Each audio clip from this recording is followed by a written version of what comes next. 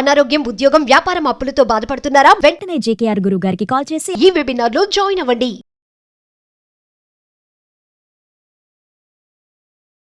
Hi hello namaste, welcome back to Suman TV. ప్రముఖ జ్యోతిష్యులు, life coach, money skills, law of attraction, Brahmashri doctor JKR garu ఉన్నారు. గురుగారితో మాట్లాడదాం. నమస్తే గురుగారు. నమస్కారం అమ్మా.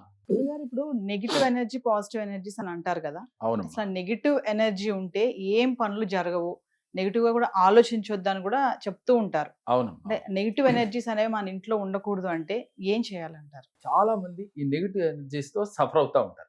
అసలు నెగిటివ్ ఎనర్జీ ఇంట్లోకి ఎలా వస్తుంది ముందు మనం అది తెలుసుకోవాలి. పోయే ముందు చెప్పాలి అంటే ఎలా పోతే చెప్పుకుందాం. అసలు నెగిటివ్ ఎనర్జీ మన ఇంట్లోకి ఎలా దొరపడుతుంది?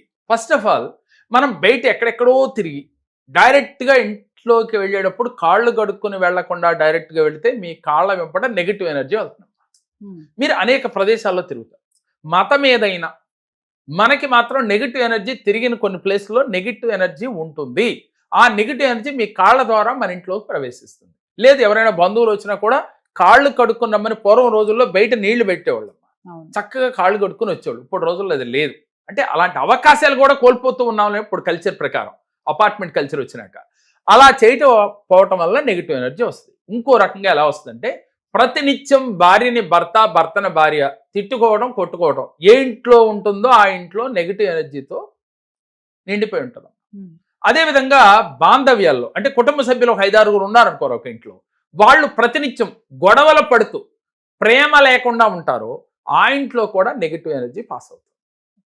ఎవరైతే ప్రతినిత్యం పిల్లల్ని తిడుతూ కొడుతూ ఉంటారో ఆ ఇంట్లో కూడా నెగిటివ్ ఎనర్జీ ఉంటుంది.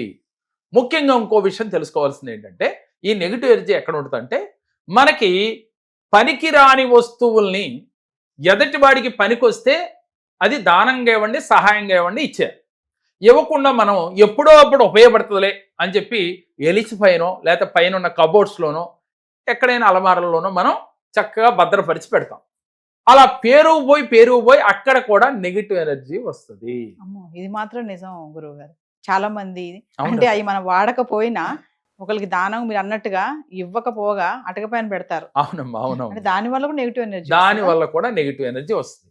ఇంకొక చిన్న ఉదాహరణ కూడా మనం చూడొచ్చురా. ఎలా అంటే ఈ వస్తువు మనం వాడం, పైన పెట్టాం, ఆ పెట్టిన విషయం కూడా మర్చిపోతాం. అవసరం వచ్చినప్పుడు కొత్తది తెచ్చుకుంటాం, అది అక్కడే ఉంటుంది. కానీ ఇది గుర్తురాదు, లేక కనపడదు. గుర్తొచ్చిన ఎక్కడ పెట్టామనేది గుర్తుండదు.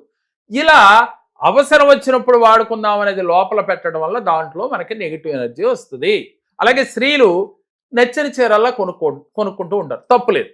కానీ పనికిరాని వాడని చీరలు లోపల పెట్టి భద్రపరుస్తారు. ఎందుకు? ఎప్పటికప్పుడు వాడుకుందాంలే అని. అది కూడా తప్పే. ఎప్పుడూ కూడా వాడని వస్తువు ఏదైనా, చీర కావచ్చు, వస్తువులు కావచ్చు, ఏదైనా, అలాగే పురుషులు అయితే బట్టలు అయినప్పటికీ వీరు వాడని వస్తువుల్ని ఎదుటి వాడికి ఉపయోగపడతాయి కాబట్టి వాళ్ళకి ఇవ్వాలి. లేదు అంటే ఇవి తీసుకెళ్ళి ఎక్కడ దూరంగా పడేయాలి. ఇలా చేస్తే ఇంట్లో నెగిటివ్ ఎనర్జీ లేకుండా ఉంటుంది. ఈ విధంగా ఎవరైతే చేస్తారో వారికి నెగిటివ్ ఎనర్జీ వల్ల ఇబ్బందులు పడరు. అలాగే ఈ నెగిటివ్ ఎనర్జీ ఉన్నప్పుడమ్మా ఇంట్లో ఏదో ఒక అనారోగ్యం, పిల్లలకు, భర్తకు, భార్యకు, కుటుంబ సభ్యులు ఎవరికోళ్ళకి, లేదు అంటే బద్ధకం, లేక ప్రతినిత్యం ఆవలింతలు, చిరాకు, ఇరిటేషను, ఇలా తెలియకుండా ఇరిటేట్ అవుతూ ఉంటారు. ఇవన్నీ కూడా మనం దూరం చేసుకోవాలి అంటే ఫస్ట్ ఆఫ్ ఆల్ అవకాశం ఉన్నంత కొలది బయట నుంచి లోపలికి వచ్చేటప్పుడు కాళ్ళు గడుక్కుని ఇంట్లోకి వచ్చే అవకాశం ఉంటే దాన్ని ఏర్పాటు చేసుకోవాలి.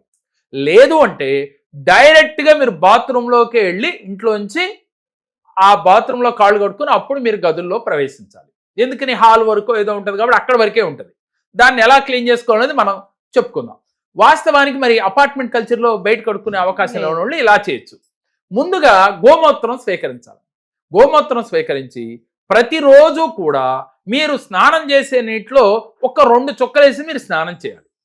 లేదు అంటే ఇంటిని క్లీన్ చేసుకునేటప్పుడు 2 చుక్కలు దాంట్లో వేసి కొంచెం గల్లుప్పేసి పచ్చకర్పూరం వేసి ఇంటిని గనక శుభ్రపరిస్తే ఇంట్లో ఉన్న నెగిటివ్ ఎనర్జీ అంతా పోతుంది. ఈ నెగిటివ్ ఎనర్జీ అంతా పోవటంతో పాటుగా మనలో ఉన్న నెగిటివ్ ఎనర్జీ పోవాలి అంటే గోమూత్రం 2 చుక్కలు, పచ్చకర్పూరం, అలాగే గల్లుప్పు, ఇంకా అవకాశం ఉంటే చిటికెడు పసుపు వేసుకుని ప్రతిరోజు స్నానం చేస్తే కూడా మన శరీరంలో మనకున్న నెగిటివ్ ఎనర్జీ తొలగిపోతుంది. ఇలా ఏ ఇంట్లో అయితే చేస్తారో వారికి నెగిటివ్ ఎనర్జీ ఉండమన్నా ఉండదు. ఇంకో రెండవది ఏంటంటే 4 మూలలా కూడా గల్లుప్పు పెట్టే ప్రయత్నం చేయాలి. ఈశాన్య మూల రాగి చెంబులో నీళ్లు పోసి దాంట్లో కొంచెం పువ్వు పెట్టి ఫ్లవర్ ఏదన్నా వేసి ఈశ్వరుడికి ప్రతిరూపము, ఈశాన్యంలో ఈశ్వరుడు కొలువై ఉంటాడు కాబట్టి గంగాదేవిని రాగి చెంబులు అంటే నీరును పోసి ఒక పువ్వు వేసి పసుపు కుంకుమ వేసి పెట్టాలమ్మా. ఏ ఇంట్లో అయితే ఈశాన్యంలో రాగి చెంబులో నీళ్లు పెడతారో మీకు తెలియకుండా పంచభూతాలలో ఒకటైన నీరు యొక్క అనుగ్రహం మనకు కలిగి ఆ ఇంట్లో ఉన్న వారందరూ మనశ్శాంతిగా ఉంటారు. అందుకని మనకి వాస్తురీత్యా కూడా ఈశాన్యం మూల మనం వాటర్ సంపులు తవ్వుతాం. ఎందుకని అక్కడ నీరు ఉంటే మంచిది, ఈశాన్యంలో ఆ ఇంటికి వాస్తు బలం చేకూరుతుంది అని. అందుకని రాయి చెంబులో నీళ్లు పెట్టాలి. అలాగే నైరుతి మూల గల్లుప్పు వేసి ఒక బౌల్లో మీరు నైరుతి మూల కూడా పెట్టాలి. ఇలా ఈశాన్యం నైరుతి మూల కూడా పెడతారు గల్లుప్పు, ఈశాన్యంలో వాటర్ పెడతారు, ఆ ఇంట్లో ఉన్న నెగిటివ్ ఎనర్జీ అంతా తొలగిపోతుంది. ముందుగా మీ ఇంట్లో ఉన్న వాడని వస్తువుల్ని ముందు తీసేయాలి. నెలకొక్కసారి, కుదిరితే అమావాస్య రోజు, లేదనుకుంటే ఏదో ఒక రోజు బుధవారం కావచ్చు, ఇలా శనివారం కావచ్చు, మీరు ఇంటిని శుభ్రపరచుకోవాలి. ఇంట్లో బూజు అనేది లేకుండా చూసుకోవాలి. ఎక్కువగా చీమలు అలాగే పురుగులు ఎక్కువగా వస్తూ ఉంటే ఎప్పుడు రాకుండా చూసుకోవాలి. నెగిటివ్ ఎనర్జీ ఉన్నప్పుడు ఎన్ని ఉంటాయిరా. ఎప్పుడు కూడా ఇల్లు కళకళలాడుతూ ఉండాలి, నీట్గా ఉంచుకోవాలి. ఇలా ఏ ఇల్లు అయితే ఉంటుందో నెగిటివ్ ఎనర్జీ ఆ ఇంట్లో ఉండదు, ఆ ఇంట్లో ఉన్న మనుషులకి ఉండదు. వాళ్ళ ఆలోచనలు పాజిటివ్గా ఉంటాయి. ఏది చేసినా మైండ్ పెట్టి చేయగలుగుతారు. దీంతో పాటుగా ప్రతిరోజు ధ్యానం చేయాలి, మెడిటేషన్ చేయాలి. ఇవి ఆచరిస్తే నెగిటివ్ ఎనర్జీ మీరు బయటికి వెళ్ళినప్పుడు కూడా మిమ్మల్ని ఇబ్బంది పెట్టకుండా, మీరు చేసే పనులకి ఎటువంటి ఆటంకాలు లేకుండా, కోపము, ఈర్ష, ద్వేషము ఇవి కలగకుండా ఉంటాయి. అవి కలగకూడదు అంటే ముందు మీ ఇంటిని మీరు శుభ్రపరచుకోండి. తర్వాత మీలో ఉన్న నెగిటివ్ ఎనర్జీని తీసుకుని ఈ విధంగా మీరు పాజిటివ్ దృక్పథంతో ముందుకు వెళుతుంటే జీవితంలో మీరు ఈజీగా మీరు కోరుకున్న గోల్స్ని రీచ్ అవ్వగలుగుతారు. అందరు కాకపోయినా మీరు అన్నట్టుగా చాలా మంది ఇంట్లోనే అంత నెగిటివిటీ పెట్టుకొని బయట నుంచి వస్తుంది నెగిటివ్ అని అనుకుంటారమ్మా. వాస్తవంగా మనం ఇది చేసుకుంటే బయట నుంచి వచ్చే నెగిటివ్ చాలా తక్కువ తల్లి, మన ఇంట్లో ఉన్నదే ఎక్కువ. ఇది అందరూ గ్రహించాలి. ఎప్పుడు వంటగది కానీ డైనింగ్ టేబుల్ కానీ నీట్గా ఉంచుకోవాలమ్మా. ఇది ప్రతి ఒక్క గృహిణి కావచ్చు, పురుషుడు కావచ్చు, ఇద్దరు ఒకటై దాన్ని నీట్గా ఉంచుకోవాలనే సదుద్దేశంతో గనక ఆచరిస్తూ ఉంటే ఆ ఇంట్లో 3 పువ్వులు 6 కాయల్లాగా వారి జీవితం ఆనందంగా సాగిపోతుందమ్మా. మరి ఈ చిన్న క్రియే, కానీ ఇది ఆచరించక తెలిసినప్పటికీ కూడా మనం చేయలేము. ఈ నెగిటివ్ ఎనర్జీతో ఇబ్బంది పడుతూ ఉంటాం. తప్పకుండా తల్లి, ఈ ఏప్రిల్ నెలలో మన మణి మంత్ర క్లాస్ జరుగుతూ ఉంది.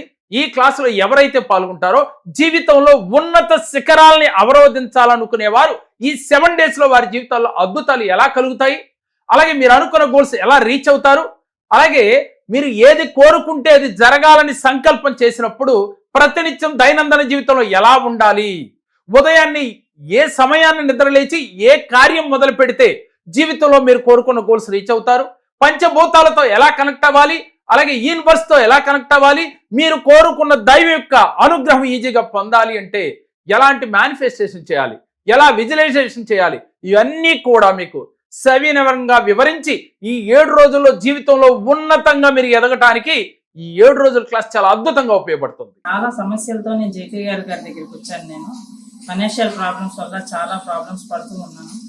దానికోసం నేను జేకే గారి దగ్గరికి వస్తే నాకు సరైన పరిష్కారాన్ని చూపించారు. దానివల్ల చాలా హ్యాపీగా ఉన్నాను ఇప్పుడు. సో ఏప్రిల్లో జరగబోయే గురువుగారి ఆన్లైన్ క్లాసెస్కి, మనీ మంత్ర క్లాసెస్కి మీరు ఎన్రోల్ చేసుకోవాలనుకుంటే కింద కనిపిస్తున్న నెంబర్కి కాల్ చేస్తే మా టీం మీకు అందుబాటులో ఉంటుంది. నమస్తే గురుగారు. నమస్తే అమ్మా.